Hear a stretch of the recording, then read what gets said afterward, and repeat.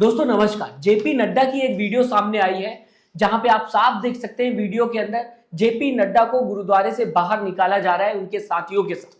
अब इसे लेकर अगर बात की जाए, कांग्रेस ये बताने की कोशिश कर रही है कि जेपी नड्डा चुनाव प्रचार करने गए थे महाराष्ट्र में, अगर बात की जाए ठाणे के गुरुद्वारे में, और जिसकी वजह से वहां के सेवादारों ने जेपी नड्डा पर गुस्सा करके उन्हें बाहर निकाल दिया। और साथ ही साथ अगर बात की जाए दोस्तों, तो बीजेपी के कई नेता और भी जेपी नड्डा के साथ मौजूद थे।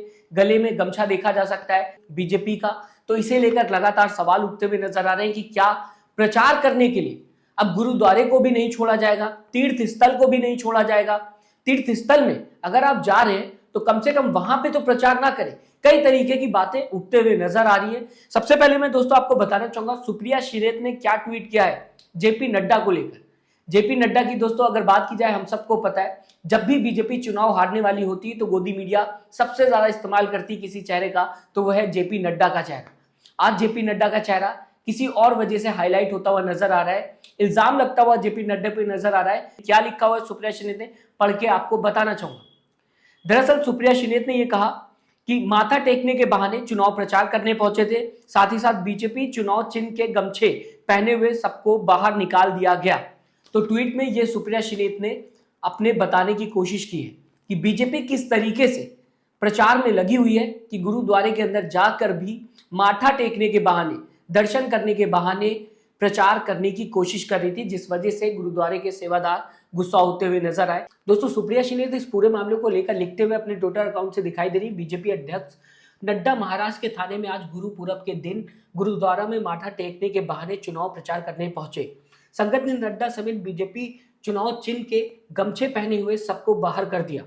गुरुद्वारे में सब एक समान, भावनाओं की इज्जत करनी चाहिए। दूसरी तरफ लाइव हिंदुस्तान ये बताने की कोशिश कर रहा है इस पूरे मामले को लेकर कि दरअसल जेपी नड्डा जब गुरुद्वारे पहुंचे गुरु नानक जयंती के दिन, उस दौरान जेपी नड्डा के साथ बहुत ही ज्यादा नेता मौजूद थे, काफी ज्यादा भीड़ मौजूद थी, और साथ ही साथ जो कीर्तन हो रहा था गुरुद्वारे में उसमें खलल पड़ रहा था।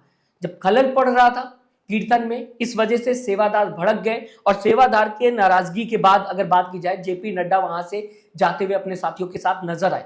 ये लाइव हिंदुस्तान लिखता हुआ नजर आ रहा है।